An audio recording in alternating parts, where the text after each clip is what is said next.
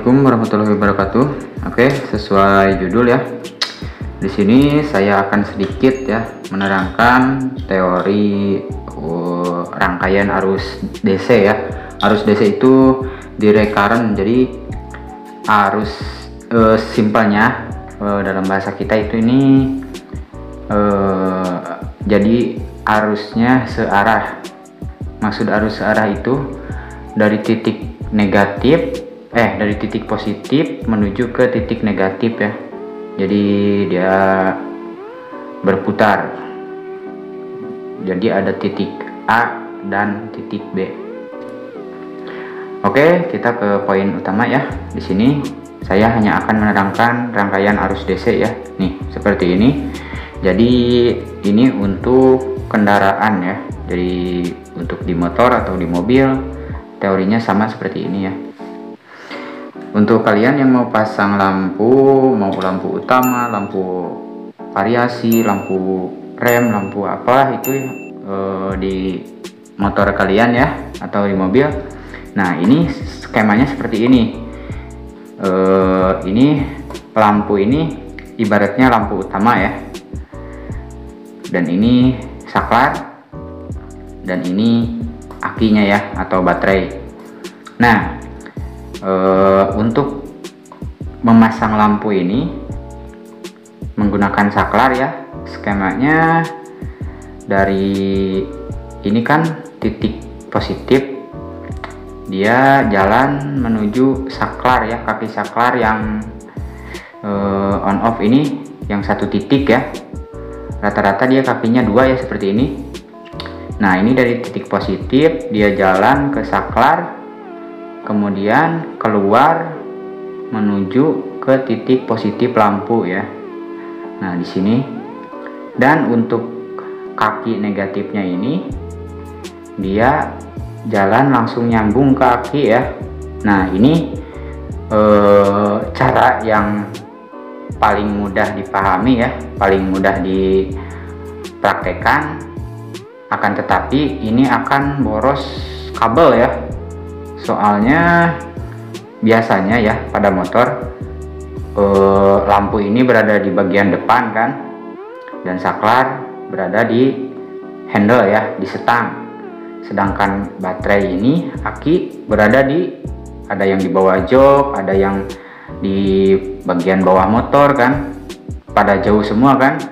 Otomatis kita memerlukan banyak kabel ya. Jadi ini akan boros sekali kabel. Hanya saja ini lebih mudah ya, lebih mudah dipahami maksudnya.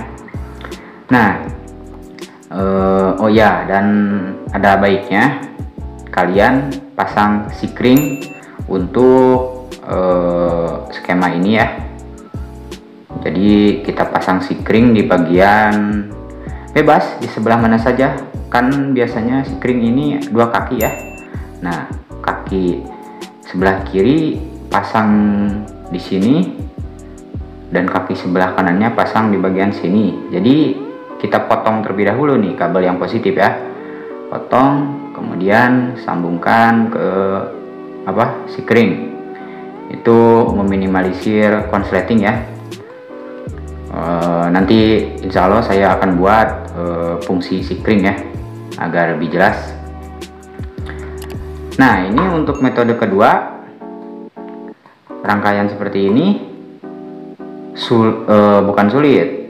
Mungkin dari kalian lebih ribet. Nah, tapi ini lebih ke efisiensi bahan ya.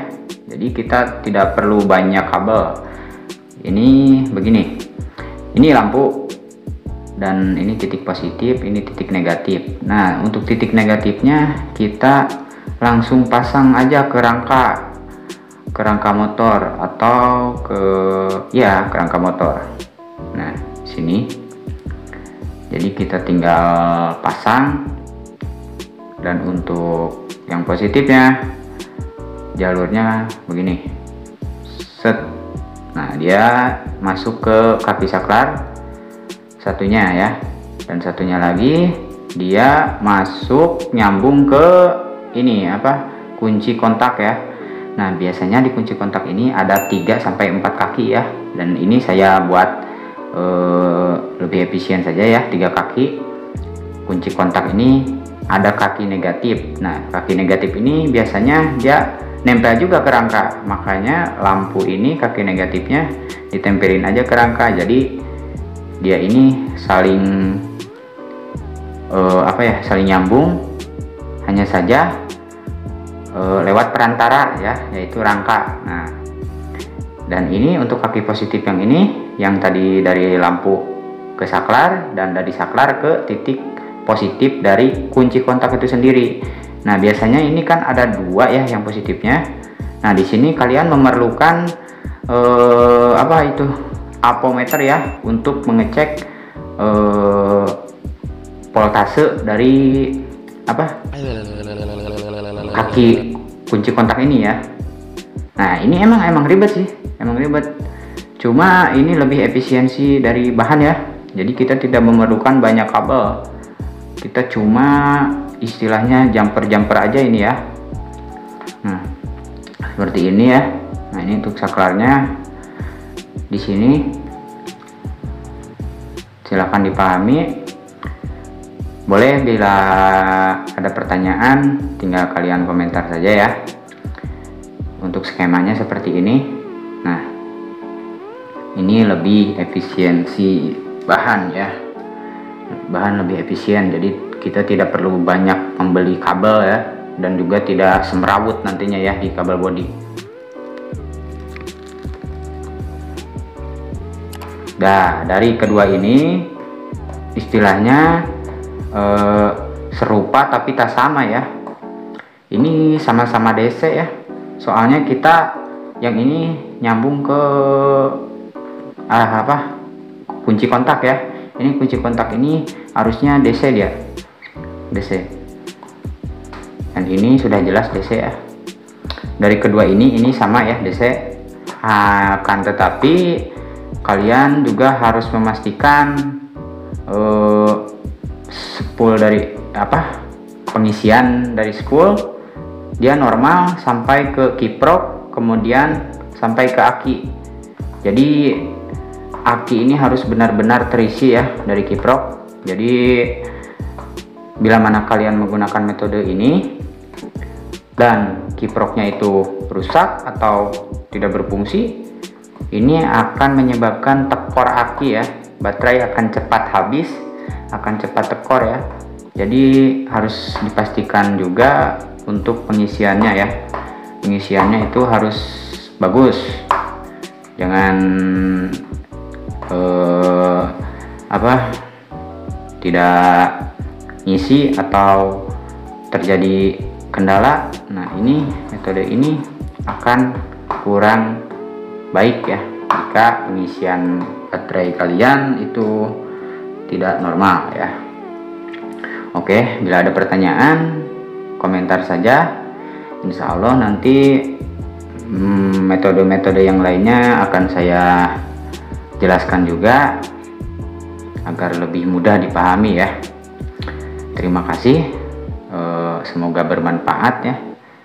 Intinya ini hanya metode termudah ya, jadi ibaratnya ini untuk pemula ya, dan saya sendiri pemula ya.